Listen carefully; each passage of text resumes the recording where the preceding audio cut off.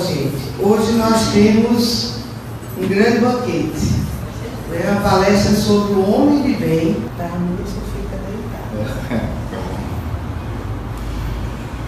Muita paz para todos, boa noite. Boa noite. Eu trago um forte abraço do IPEP, Instituto de Intercâmbio do Pensamento Espírita de Pernambuco, e também da Casa de Acolhimento de Crianças em Risco Social. Estou aqui com vocês outra vez, que é uma casa que eu tenho muito carinho aí, pela seriedade do trabalho, pelas pessoas que aqui labutam e por algumas amizades que eu já tenho aqui de décadas. Então, é muito agradável para mim, muito gratificante estar aqui com vocês, para conversarmos um pouco sobre o Espiritismo. E o tema de hoje é o homem de bem. Há muito tempo, conversando com um amigo meu, ele uma vez me disse: Gel, qual é a finalidade da vida? Qual é a finalidade da vida humana?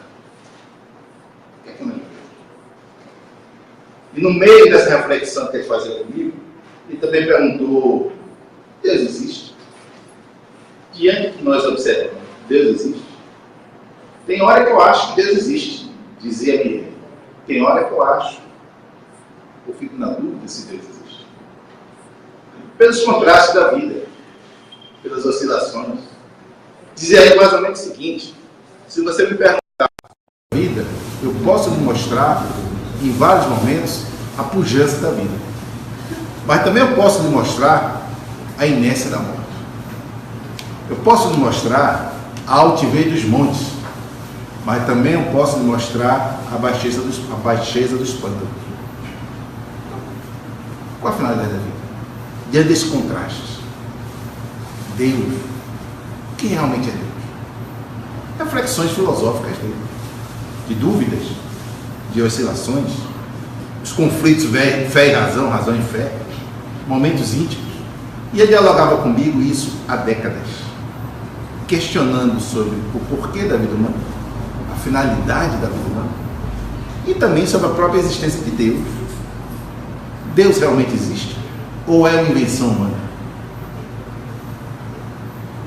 Pascal, cientista, uma vez perguntava para ele sobre Deus. Ele disse que se você estudar a ciência pela metade, ou até a metade, você pode até negar Deus.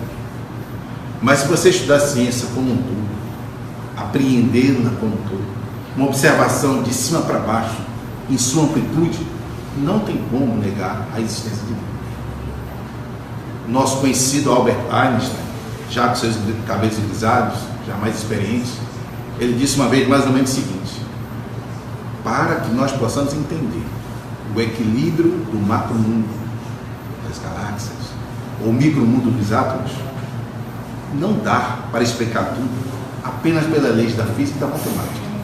Tem algo que tem que transcender, que mostre para nós essa unicidade, essa harmonia, essa sincronicidade que a percepção humana não consegue compreender. Pode chamar do que quiser chamar, de Deus, de Alá, de Jeová, pouco importa, mas algo tem que transcender a capacidade humana. Camille Flammarion, no seu livro Deus na Natureza, ele mostra para nós de maneira simples como a presença de algo, de uma unicidade, de um equilíbrio que transcende a percepção humana, está em tudo ao nosso redor, seja no mundo animal, no mundo vegetal, no próprio corpo nosso, para onde nós olharmos. É questão de ter olhos para ver e ouvido para escutar. Se nós mergulharmos no micromundo dos átomos, relembrando um pouco Leucipo e Tenócrito, os primeiros que ensaiaram a ideia da existência do átomo, da menor partícula da matéria, aproximadamente 500 anos antes de Jesus, de lá para cá, quanto nós avançamos? Quanto a ciência avançou? Radioatividade, casal que ria, etc. Hoje, a gente para imaginar quem poderia, há 200, 300, 400 anos atrás, imaginar que entre nós, que nesse ambiente, existam bilhões de bactérias, de vírus, etc. Quem imaginaria isso? Tantos seres vivos, os micro-organismos, que a gente não vê olho nu, mas que existe ao nosso derredor. Quem imaginaria um universo desse se não tivéssemos o microscópio? Para ter ideia dessa magnitude do micromundo, um corpo humano, um ser humano, de um tamanho mediano, ele tem aproximadamente 70 trilhões de células. 70 trilhões de células. E quem já estudou um pouco biologia sabe que uma célula dessa é praticamente um ser vivo. Até o aparelho digestivo tem 70 trilhões de células.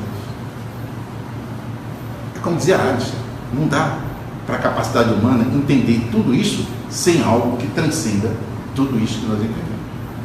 Se nós olharmos um pouco mais para o alto, saímos aqui na calçada do Gabriel Delano, numa noite de luar, de estrelas, fica encantado com aqueles pontinhos luminosos. Algumas nem mais existem, que é apenas a luz chegando ainda tão distante que é. Hoje, depois do lançamento do telescópio Hubble, o homem, a ciência humana, já admite a existência de aproximadamente 2 trilhões de galáxias. Cada galáxia com aproximadamente 300 bilhões de estrelas. É algo que não dá nem para a nossa mente humana ter ideia do número de zero que tem isso. Para facilitar o entendimento, eu mesmo falar assim: existem mais estrelas no céu do que grãos de areia na Terra. Para ter ideia da dimensão que nós estamos. No nosso sistema solar, a estrela mais próxima da Terra, que é um planeta, não é uma estrela, chama-se Sol. Mas depois do Sol, você sabe qual é a estrela mais próxima da Terra? Depois do Sol. Chama-se Alfa de Centauro. Mas só para ter uma ideia, sem ser uma palestra tecnicista, só para ter uma ideia, onde é que nós estamos nesse universo, raciocinemos com calma, para todo mundo entender. Se eu pegar aqui e chamar Marco Polo, meu amigo Marco Polo, o José Edson, e Holanda, e falarmos assim: vamos, Marco Polo, pegar um carro e vamos para Caruaru. E eu e ele dentro do carro para Caruaru, se nós apertarmos o acelerador desde aqui de Recife, ficar marcando 200 km por hora, nós estamos correndo muito a luz. Não é correr isso. Se eu levar uma hora com o pé no acelerador sem tirar o ponteirinho de 200, significa o quê? Que em uma hora, após terminar uma hora, eu teria andado 200 km. Por isso que é 200 km por hora.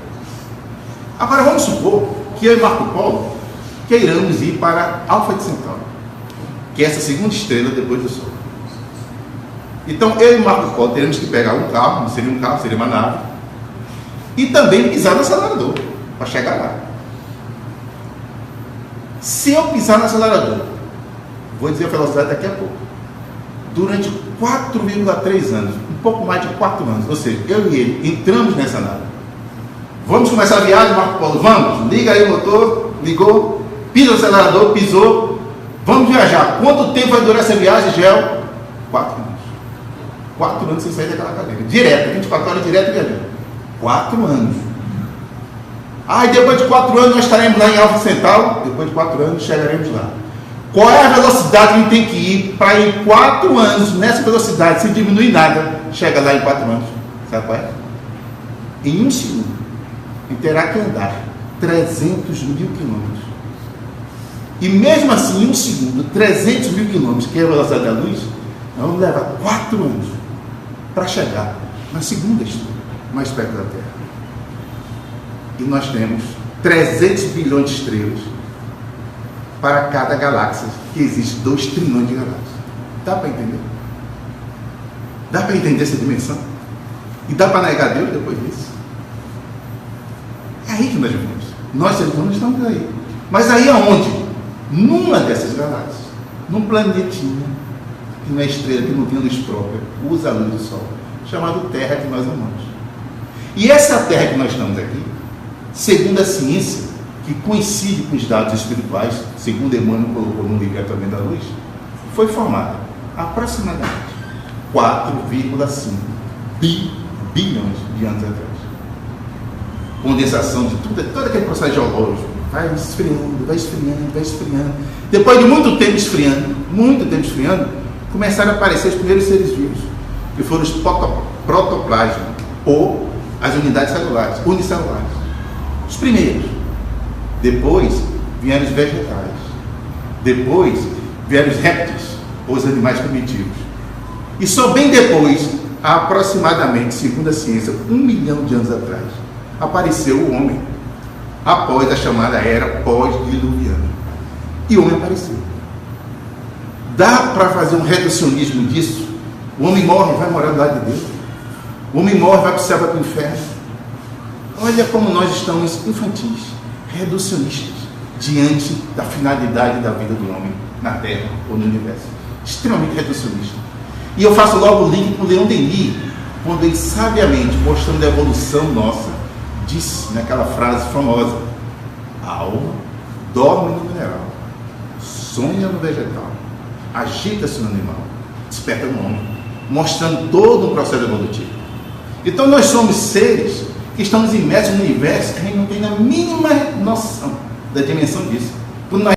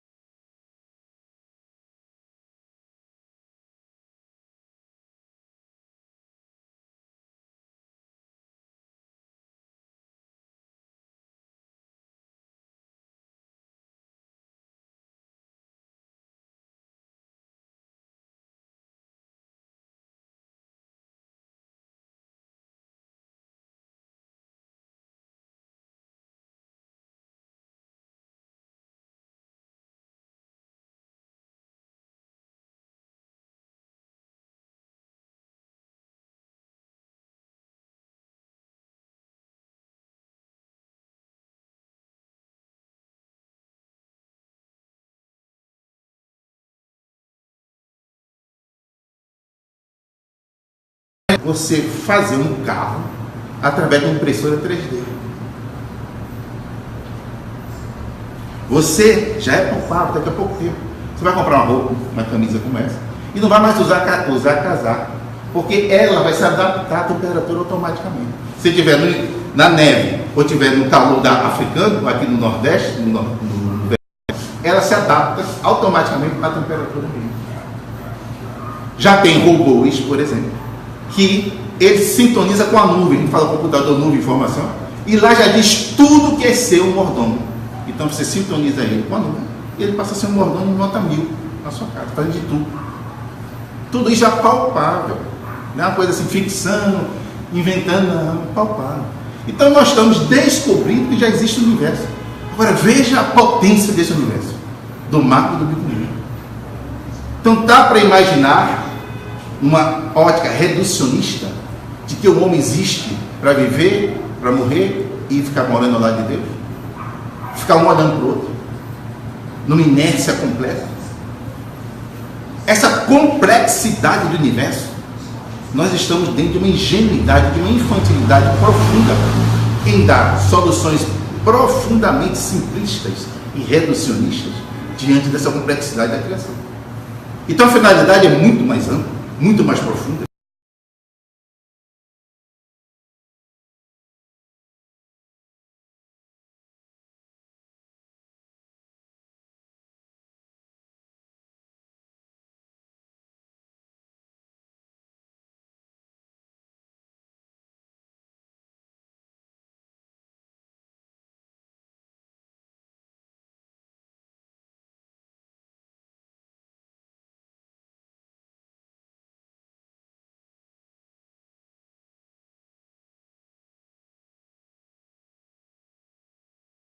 Do homem na Terra. O principal sentido, quase que único, prioritário sentido, que é aprender a ser fraterno. Porque, segundo ele, nós somos como se fosse uma rede com vários nós. E esses nós estão interligados. Um nó não consegue ficar sozinho. E ele chamou isso de rede da fraternidade. E, segundo a concepção dele, a humanidade está numa transição. Ou seja, para que a humanidade possa alçar voos maiores, possa realmente ser chamada de cidadã universal, ela tem que ter a premissa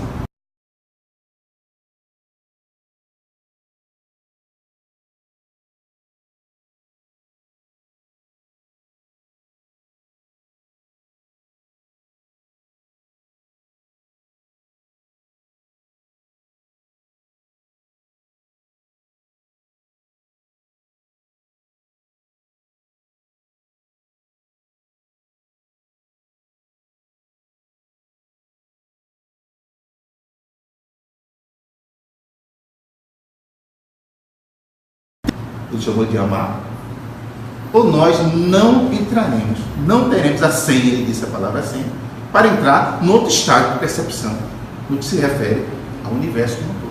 Com outras palavras, o mesmo raciocínio de Filosofia Católica. E o mesmo raciocínio de Jesus lá atrás. Quando ele falou sobre o reino dos céus. Quem é que vai entrar no reino dos céus? Esse reino do céu de Jesus, com outras palavras, é o que Capra quis falar na física quântica e o que Humberto Maturana falou através da biologia. Quando, a 3 de outubro de 1804, um espírito reencarna, assumindo o nome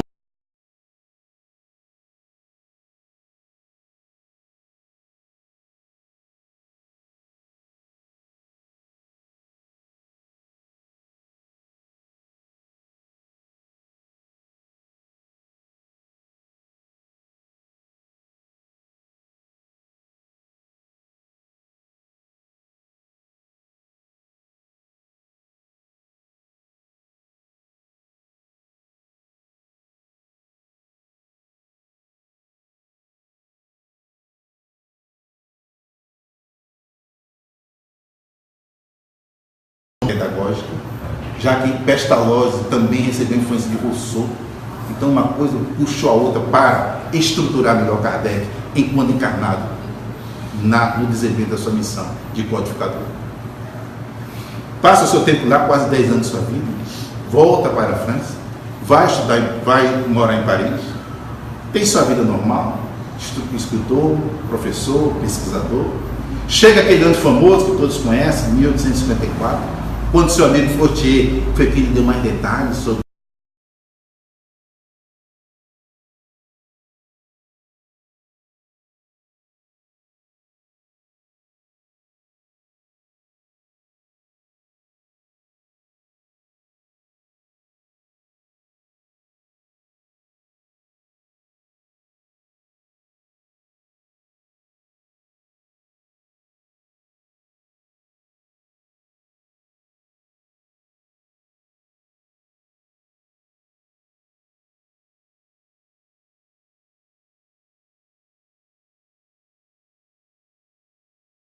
resistiu, porque a razão dele, o bom senso dele levava a resistir àquele tipo de afirmação, uma mesa respondendo às perguntas humanas. Mas, diante dos fatos, diante das evidências, e ele não sendo fanático, nem da afirmação, nem da negação, ele aceitou ir, em maio de 1855, na casa da senhora Plenemensor, lá em Paris, para ver se isso realmente eram essas coisas. No fundo, ele achava que era fraude, conforme colocou na revista Espírita. Mas foi ver. E lá ele foi mais de uma vez, em condições tais, disse ele, viu os fenômenos, que não deixava margem nenhuma dúvida de que não era fraude. E, diferentemente dos outros que lá estavam muito mais para se divertir, ele levou a sério, porque ele percebeu que poderia encontrar respostas para as grandes perguntas que ele sempre teve na vida.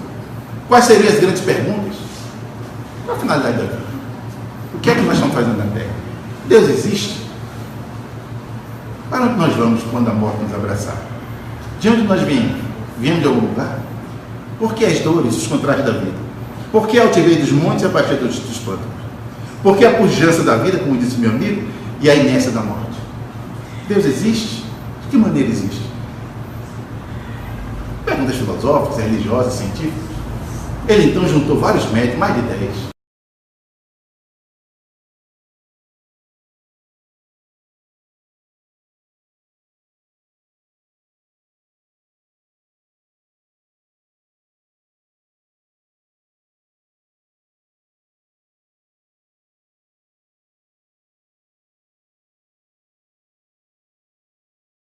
Causa primária.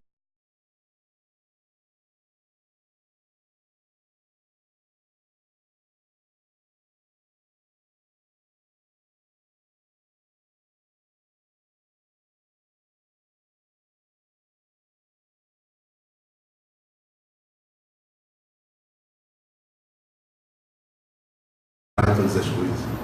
Se virar para ter 16 anos e perguntar: como podemos provar a existência de Deus? E a resposta não adiciona que aplicar a vossa ciência. Não é efeito sem causa. Procurar a causa de tudo que não é obra do homem, e a vossa razão responderá. Era algo diferente que estava chegando. Bem diferente. Nada de Deus de barbinha, de bengala, nada disso. Outra concepção existencial de Deus. Volta para de 14 anos e lança a pergunta sobre os atributos de Deus. Quando afirmamos que Deus é único, todo-poderoso, ou seja, onisciente, onipresente, imutável, imaterial, eterno, soberanamente justo e bom, temos ideias totais de seus atributos? E a menina responder: do vosso ponto de vista, sim, porque credes abranger tudo. Sabei, porém, que existem coisas que estão acima da inteligência, estão mais inteligentes, e que a vossa linguagem, limitada às suas sensações, não tem condições de exprimir. Veja a doutrina que estava chegando. Para trazer um homem do século XIX, do século XX, do século XXI, respostas mais consistentes, mais profundas, diante dessa imensidade do universo que nós estamos inseridos. E não respostas pueris para uma época infantil da humanidade. Respostas filosóficas, com profundidade, para entendimento, com lógica, com racionalidade. E apresenta para nós, a 18 de abril, o Livro dos Espíritos, 18 de abril de 1857. Apresenta os princípios básicos da doutrina espírita: a ação, a pluralidade de mundos habitados, a evolução, a lei de causa e efeito, o livre-arbítrio e uma ética da fraternidade. E uma ética da fraternidade. Que ética é essa da fraternidade que apresentou para ele? Qual é a ética espírita? A ética espírita é exatamente a ética de Jesus. O que é que Jesus ensinou em termos éticos? Amar a Deus sobre todas as coisas e ao próximo a si mesmo. E o que é que isso significa? Na prática, o que significa? Os espíritos falaram para Kardec perguntou isso direto, e eles falaram: na prática, significa no material ter o necessário, viver com o necessário; no moral, consciência tranquila e fé no futuro. Na prática é isso. No material, viver com o necessário. Quem vive mais do que é necessário no material, vive no supérfluo. E quem vive no supérfluo se escraviza por ele. E ninguém é feliz sem escravo. No moral, consciência tranquila. Por que consciência tranquila? Só vai ter consciência tranquila se fizer o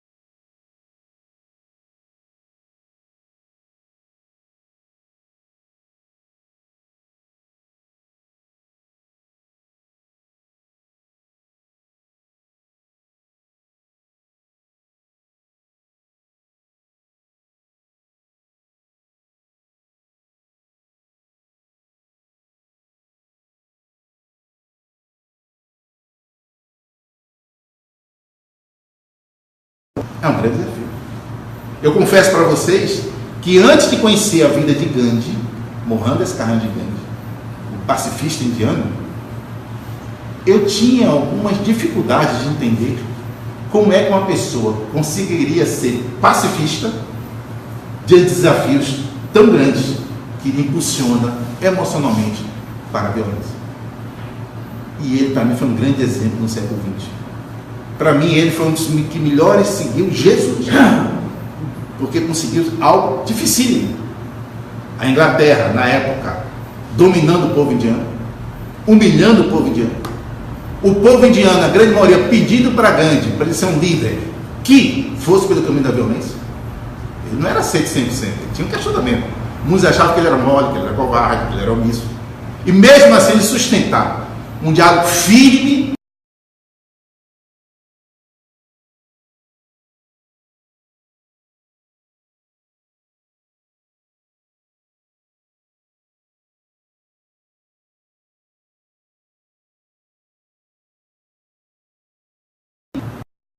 Falando de longe é bonito, mas na prática, na pressão emocional, tomar uma postura como essa não é fácil. Não é fácil. Isso é ser homem de bem. Mas isso foi Gandhi, isso foi Jesus. Todos nós temos condições. Todos nós temos condições de atuarmos como os homens, seres humanos, homens aqui no sentido amplo, de bem. E por que não? Todos nós temos condições. É questão de posicionamento. É questão de maturidade, de coragem. Relembro quando eu estava com meus 18 anos, mais ou menos, eu servi o exército durante quase um ano. E nessa de servir o exército, eu fui para um acampamento aqui, 3, 4 dias, da tropa, né? Aqui em Aldeia. E quando eu estava em Aldeia, conversando com os amigos meus, na hora do almoço, tinha aquelas quentinhas lá no meio do mato, aquelas coisas todas, tá? E quando eu estou passando com um amigo meu, eu me lembro muito bem que o almoço no dia eu falei que tinha arroz, feijão, frango, essas coisas assim. Eu escuto um barulhozinho pelo mato, perto de mim. Eu olho e penso que é um cachorro. Continuo a conversar com meu amigo, chegou o almoço e tal. Aí aquele movimento e tal, estou crente que é um animal que está passando por ali. Daqui a pouco, uma das pessoas perto de mim estava comendo um pedaço de galinha, não comeu todo e jogou para trás. Quando jogou para trás, foi um dos momentos mais tristes da minha vida. Eu vi seres humanos, senhoras, crianças, correndo, brigando por aquele pedaço de galinha. A miséria, a fome total.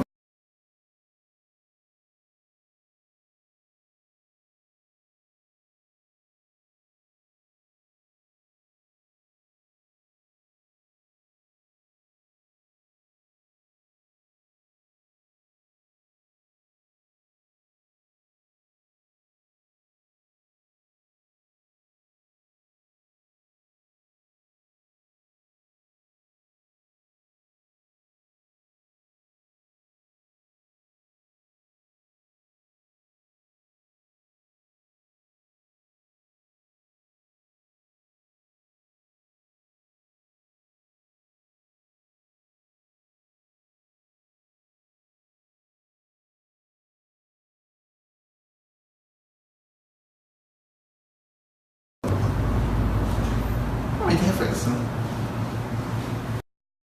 Atitudes corajosas que às vezes não sabe o que acontece, mas que acontece. Eu não vou citar o nome, mas teve há algum tempo atrás um grupo terrorista, não no Brasil, fora do Brasil, que aprisionou vários jovens, adolescentes, dezenas aí, foram aprisionados, vão levar para certo local. Quando chegar em certo local, tinha um outro grupo de pessoas que não queriam seguir a orientação desses terroristas.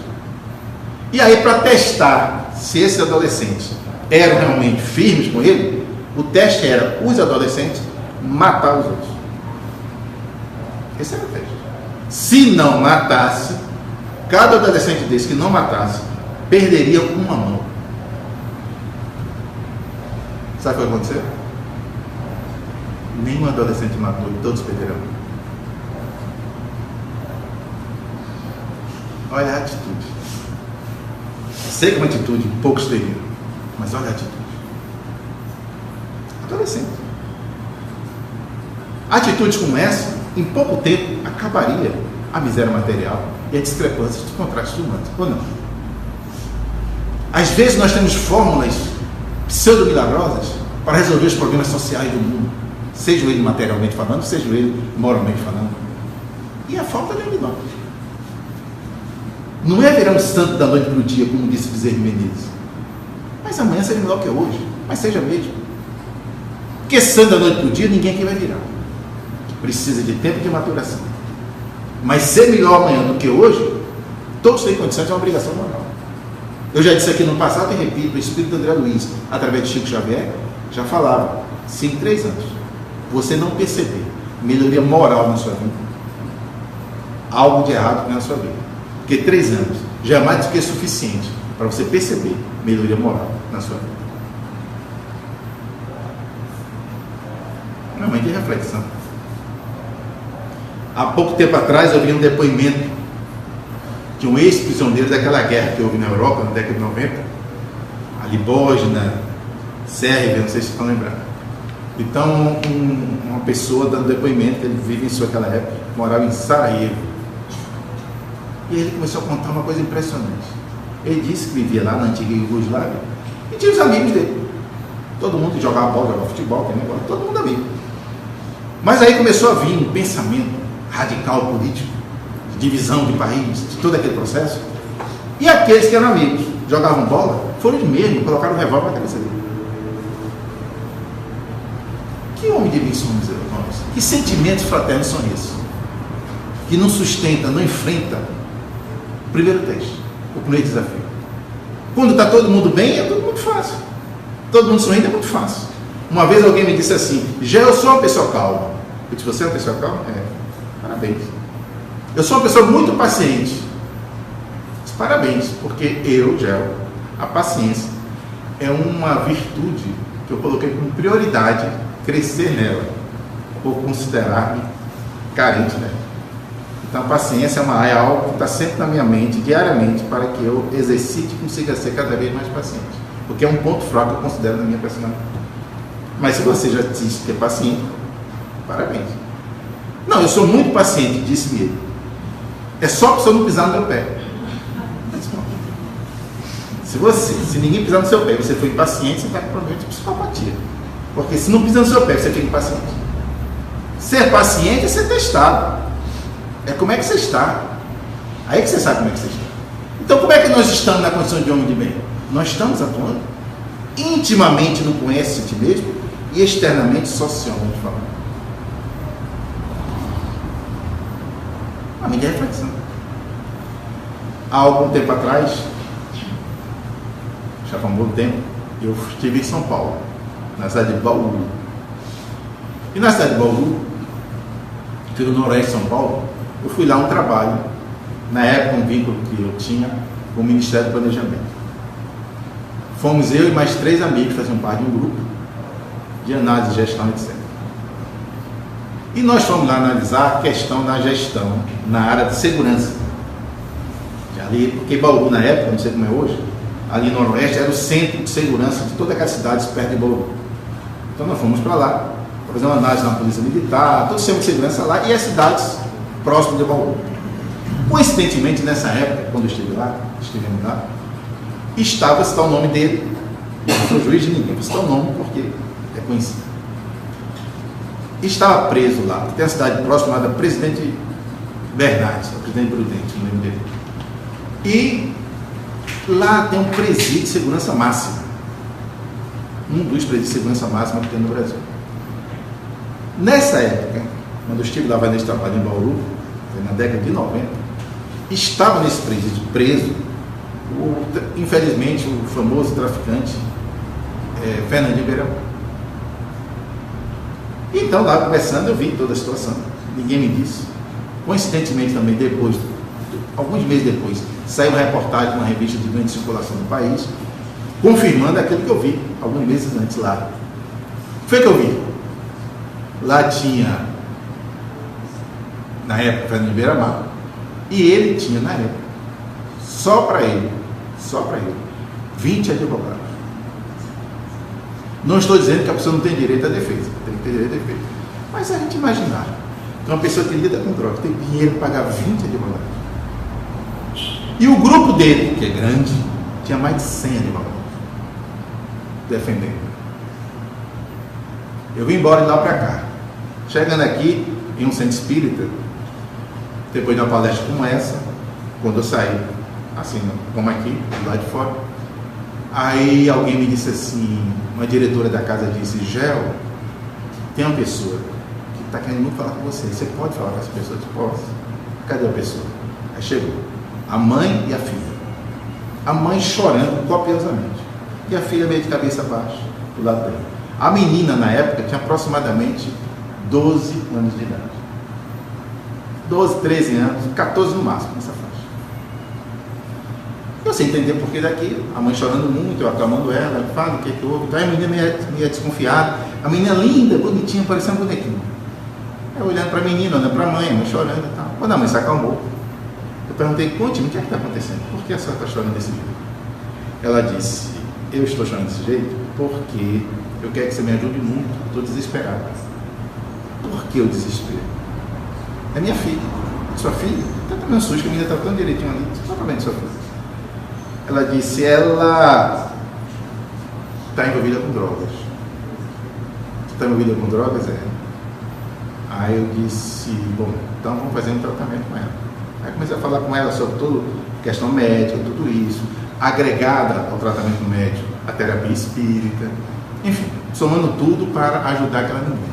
Conversa vai, conversa vem, que eu estou explicando, e a menina escutando, e a mãe escutando, tal. Daqui a pouco ela diz, mas tem o noivo dela. O noivo dela? Eu tomei até um susto. A menina de 12, 13 anos de idade, noivo.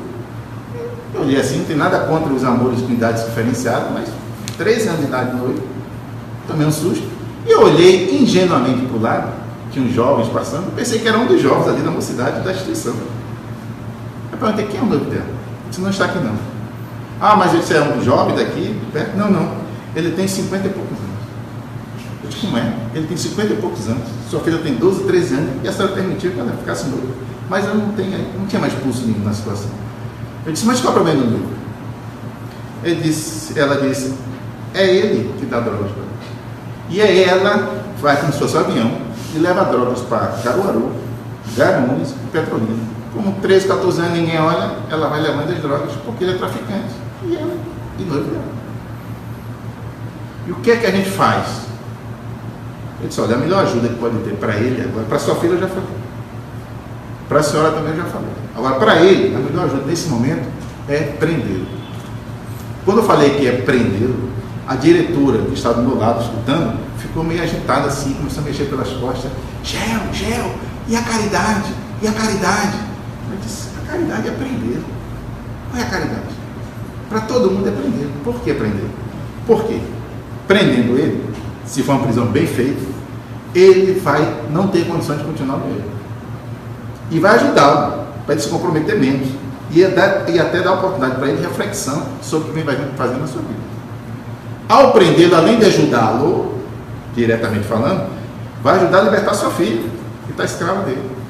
E a libertar ou evitar que outras crianças, outros adolescentes, caiam nas garras dele, que está em completo desequilíbrio. Então a caridade nesse momento é a firmeza, é a dureza, que não significa falta de amor, falta de fraternidade. Quando Jesus estava diante dos 20 anos do templo, ele disse o quê? Vem aqui, meu queridinho. Ele falou, filho. Agora não foi violento, mas falou, filho. Quando quiseram pegar peça em Jesus em relação a César, foi o que ele disse: dá a César o que é de César e a Deus o que é de Deus. Ele ficou olhando. Quando quiseram apedrejar uma mulher adúltera, que foi o que ele disse? Aquele que nunca pecou, que atira a primeira pedra. Quantas vezes ele chamou de hipócritas? Que eram hipócritas. Mas nunca foi violento. Mohandas Karanjit Gandhi nunca pegou numa metralhadora, num fuzil, nunca matou alguém, nunca esfaqueou alguém, mas nunca se acovardou. Foi preso várias vezes, fez greve de fome contra a opressão inglesa, convocava seu povo para devolver o sal ao mar, para não sujeitar seu povo de maneira omissa diante da arrogância da época do governo inglês. Isso é ser homem de bem? É ser homem de bem. Ou não é? Quem disse que o homem de bem tem que ser covarde? Tem que se esconder? Ou tem que ir para cima do morro apenas ficar orando para a melhoria da sociedade? Não. É a melhoria íntima, mas a atuação social ao mesmo tempo. Que ninguém vai subir ao reino dos céus esquecendo a sociedade. Porque é uma atitude egoísta. E quem é egoísta não é um homem de bem. Então, um momento de reflexão. Como eu falei em drogas, permitam-me aqui falar, já que eu falei em Lapau de Tarso, lá no Lapau de Tarso, onde eu colaboro, eu já falei aqui rapidamente, para quem não escutou, é uma instituição lá que acolhe crianças em situação de risco social de alta complexidade. Então são crianças que vão morar com a gente, chegam lá só pelo conselho tutelar ou pelo juizado da infância e juventude. E ficam morando com a gente a depender, cada caso é um caso. Às vezes, se voltar para a família original, se puder voltar, às vezes não pode, vai para a família extensa, morar com tio, com avô, às vezes não pode, vai para adoção, às vezes não é adotado, fica morando com a gente, cada caso é um caso. Tem crianças que chegam, moram meses, outros moram anos. A criança que mais levou tempo morando conosco levou 7 anos. Essa semana mesmo estão saindo 4. Ontem saiu uma, foi adotada por uma família que mora em outra cidade. Amanhã estão saindo 3. Está sendo adotado por uma outra família, que mora em outra cidade também. Vão chegar novos. Então, essa é a missão do lar. Acolher crianças em risco social de alta complexidade. Por que alta complexidade? Porque tem que morar lá. Quando não precisa morar, deixa de ser alta complexidade, para ser média complexidade ou mesmo atendimento básico. Mas alta complexidade é quando tem que morar. Porque não tem condições de morar em outro lugar. Então mora conosco. E só vão para lá. O juiz só vai mandar para lá. Ou o cidadão levar para lá, quando está passando por problemas seríssimos. Ninguém vai tirar alguém de um lugar, uma criança, para morar conosco, sem que seja um problema muito grave, gravíssimo. Então todos os problemas são gravíssimos. Mas por que eu citei isso? Porque atualmente 60% a 70% das crianças que vão morar no Lapau de Tarso, elas vão morar porque os pais têm problemas sérios com drogas. Então olha as correlações. Lá em São Paulo, um traficante com 20 advogados, o grupo dele com mais de 100 advogados, chega para cá um noivo, entre aspas, com a menina, ela levanta, a droga, isso foi há tempos atrás, a droga disseminando, e os homens de bem fazendo o quê? O que é que os homens de bem estão fazendo? Quando a gente liga a televisão no Brasil hoje, a gente pensa que todo mundo no Brasil é corrupto, não pensa não? Que ligar assim, chegou do exterior, ligou, porque todo dia tem alguém sendo preso aqui, preso ali, entendeu? Lógico que não, eu sei que não. Eu sei que a maioria do brasileiro é uma maioria honesta, ou se esforça para ser. Você não tem a menor dúvida. Mas a sensação que dá é essa. Porque aqui não falta milhões para cá, milhões para lá. Pode ver. Um corrupto é um assassino muito pior do que o pior dos assassinos com arma na mão. Porque ele mata muito mais gente do que o pior dos assassinos com arma na mão. Quando é? É só um rápido raciocínio. A Fundação Getúlio Vargas fez um estudo há alguns anos atrás que dizia o seguinte: se a corrupção no Brasil passasse a ser zero, acabou, não tem mais corrupção no Brasil, nem na esfera pública municipal, estadual, federal, nem na iniciativa privada, a sociedade não é mais corrupta. É um sonho, mas vamos trazer para hoje. Zerou. Não existe mais corrupto nem corruptor, acabou. Segundo a Fundação Getúlio Vargas, no máximo em 5 anos, nós teríamos isso por falar simultaneamente.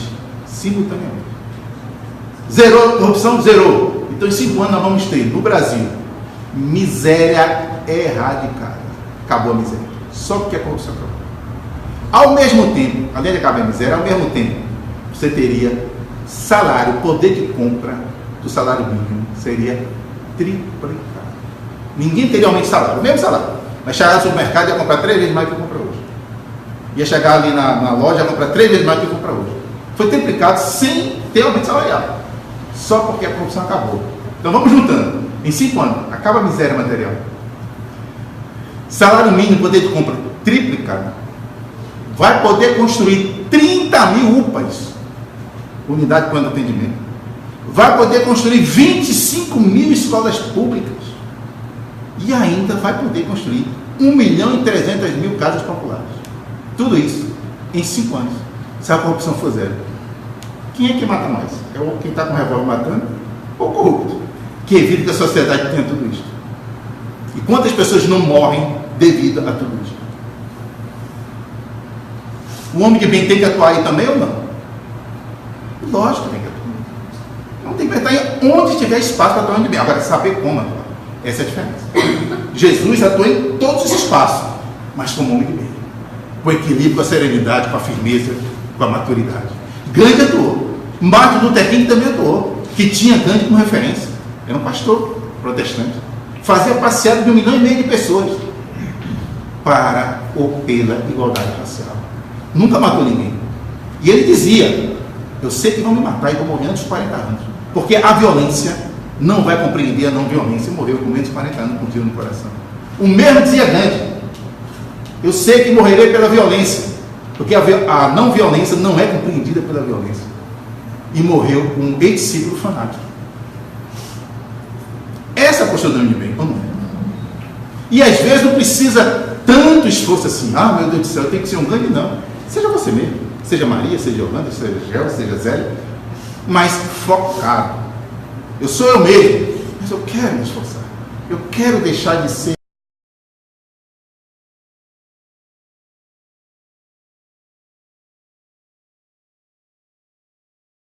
para baixo. Escorregou, escorreguei, vou levantar. Quem não escorrega nessa vida? Vou levantar, vou ficar mais forte. Se eu escorregar de novo, já não vai ser a queda tão grande como antes. Vou me levantar até não escorregar mais. Essa é a proposta espírita. A proposta evolutiva é essa. Esse é o convite que os espíritos superiores nos fazem. Não é de santificação, mas de melhoria gradativa, agora corajosa. Corajosa. É a coragem, como disse o Espírito Joana de Anjos, do primeiro passo. Eu me lembro. Na década de 80, eu morava na Bahia. Eu morei, já disse aqui, eu acho, no passado, 8 anos em Salvador, na década de 80. Depois eu morei mais na frente. Mas na década de 80, 8 anos, por questões profissionais. Eu morava aqui, fiz um concurso, fui fazer um curso lá, fiquei lá trabalhando durante um pouco. Quando lá eu estava, uma das atividades que eu fazia, e que eu coordenei essa atividade durante um certo período, era visita ao hospital de Águas Claras, que aqui seria da Miruê. Então a colônia de rancenianos, antigo leprosário, que aqui é Mirueira, lá se chama Águas Claras. Quando eu fui a primeira vez lá, e a gente ia com ônibus, tá? Uma comitiva grande, visitas periódicas.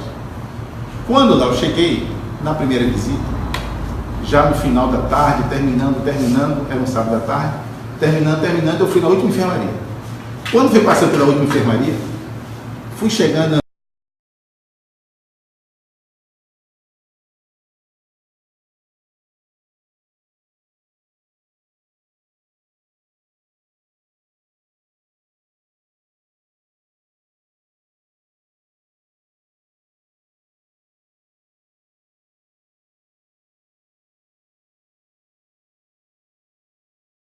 letra da música era a letra do Evangelho segundo o Espiritismo. Então a pessoa pegava a letra de mensagem do Evangelho segundo o Espiritismo, colocava a melodia e ficava cantando. Isso me deu uma curiosidade. Deixei aquele quarto para o último da visita e fui até lá e entrei. Quando entrei, vou sintetizar a história para que eu tenho. Quando entrei, eu conheci um homem, o nome dele era Delmiro. Ele já estava ali, morando ali, há 40 anos. A doença estava avançada, os dedos dele já estavam bem carcomidos, vamos supor assim. E ele tocava com uma paletazinha, um violão, e ficava cantando, alegre cantando.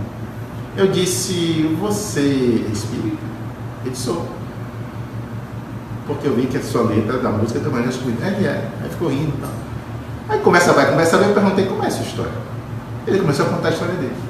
Ele disse que foi para ali há 40 anos, então década de 40, também pegando a década de 80 onde estava.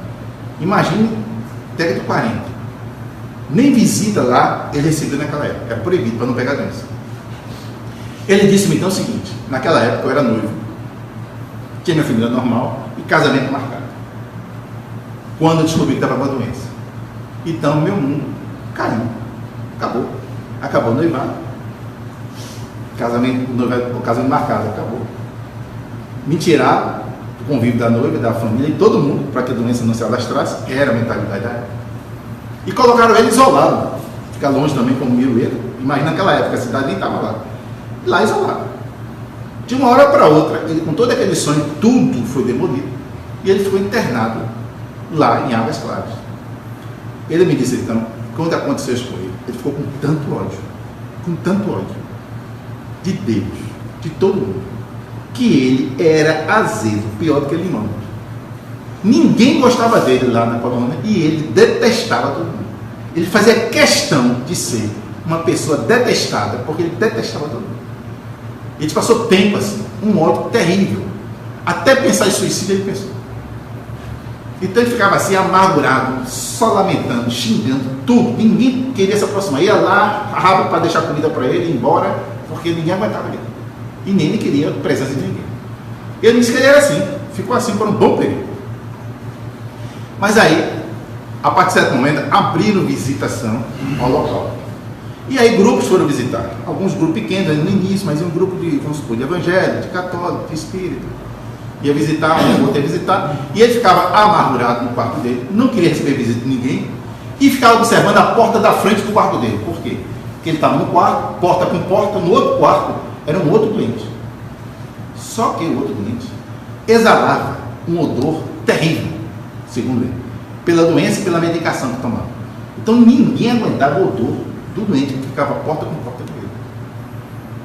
Devido a isto, as pessoas que começaram a ter autorização para fazer visita, ia entrando todo mundo, entrava no quarto de Delmiro tratava mal todo mundo, mal-humorado. E quando ia no quarto da frente do odor, ninguém entrava. Porque o odor era tão forte, então as pessoas chegavam assim na porta e falavam: meu irmão, que Jesus lhe abençoe, não desanime, vai em frente, Deus está contigo, mas ninguém entrava. E ele de lá já estava bem sarcástico, cheio de azedume, observando aquilo, aí que ele xingava mesmo. Ele dizia para mim, bando de hipócritas, ele dizia para mim, falando de Jesus dessa maneira, ninguém entra lá, tá aí pronto. Então aquilo crescia nele de maneira absurda. E o tempo foi passando e ele só observando que ninguém entrava lá. Mal entrava o enfermeiro, o rabo para dar medicação e ir embora, porque ninguém aguentava aquilo. Até que um dia veio um grupo. E um grupo foi andando. E tinha um homem no final desse grupo. Só que o grupo foi andando e todo mundo do grupo chegava na porta da frente dele, do homem com odor, falava: meu irmão, que Jesus lhe abençoe, e ia embora. Ninguém entrava. Meu irmão, que Jesus lhe abençoe, e ia embora. Ninguém entrava. E ele só pensando as coisas dele. Até que o último homem entrou. Ele ficou, tomou um susto. Foi o primeiro que entrou. Ele ficou do outro lado do quarto dele, observando o que estava acontecendo. E o homem entrou e levou lá mais de meia hora. Sentou do lado do doente. Abraçou o doente com aquele odor e tudo. Ele ficou sem acreditar o que estava acontecendo. E ele ficou sem acreditar, olhando. Quando o homem saiu, ele chamou o homem. Vem cá. O homem entrou. Quando o homem entrou, ele viu que o homem estava com um livro debaixo do braço. E ele perguntou para o homem: por que você entrou lá? Ele disse: é meu papel. Eu não sou cristão? É meu papel. Ele não está lá, ele não tem que falar com você, ele não tem lá para falar com ele. Mas ninguém nunca entrou, Wilson. Aí eu não sei, mas eu vou sempre entrar. Aí ele olhou para o homem e disse: que livro é esse? O homem disse: esse livro. Aí ele mostrou. Era o Evangelho segundo o Espiritismo. Ele disse: eu sou espírita? O homem disse: sou. Deixa eu ver esse livro. O homem disse: pode fazer.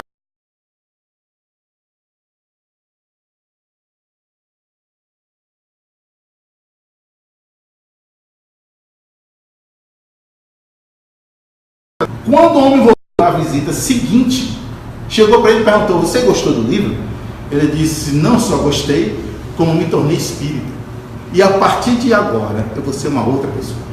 Não vou ser mais esse homem amargurado, triste, que fica reclamando, que fica blasfemando, que fica xingando as pessoas. A partir de hoje, eu vou ser um ponto de luz ali. Ele prometendo para esse homem. E a partir desse momento, foi o que ele fez. Pediu o violão dele, começou a tocar. Começou a pegar o Evangelho segundo o Espiritismo, começou a colocar melodia nas mensagens e começou a ser um ponto de luz, de alegria, de homem de bem ali. Todo mundo passou a gostar dele. Ninguém mais queria se afastar dele. A tal ponto que quando eu o conheci, ele era levado, as pessoas iam lá na colônia pegar ele para ir cantar nas festividades das instituições religiosas, seja no centro espírita, seja numa igreja evangélica, numa igreja católica, porque ele ia cantar aquela alegria toda, todo mundo adorava e depois deixava ele lá na colônia, que é onde ele morava.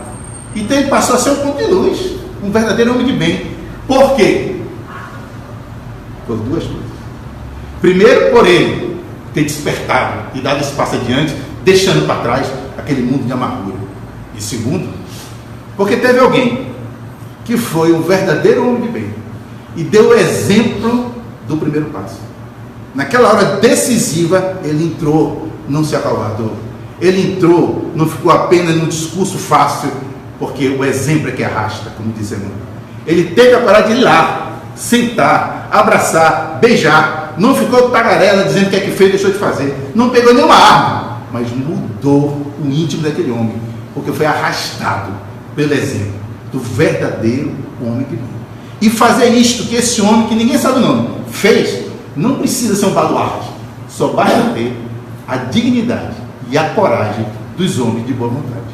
Desta maneira, teremos a senha que Capra e Humberto Maturana falou, de sermos e termos condições de, nesse universo de Deus, que nós ainda estamos tateando, temos a senha de sermos cidadãos universais.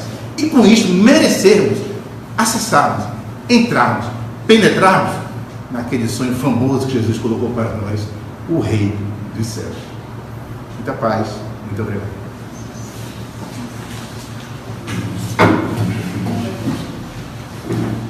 Eu falei para vocês que era um banquete hoje.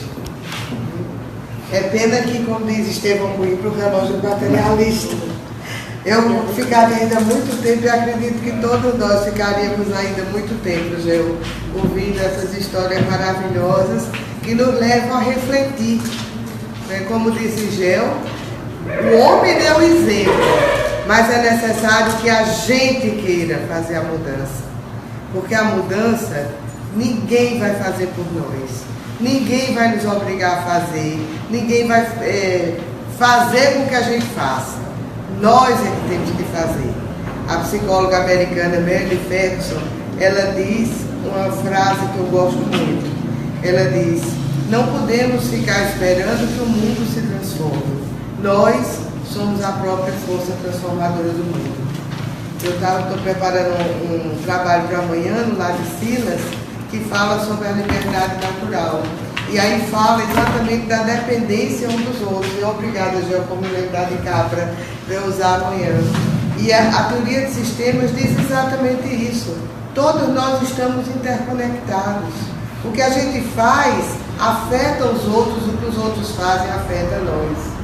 Se a sociedade hoje está nesse caos, é porque nós também somos responsáveis por isso. Ah, não, eu não fiz nada para isso, fizemos. Quando menos, a omissão.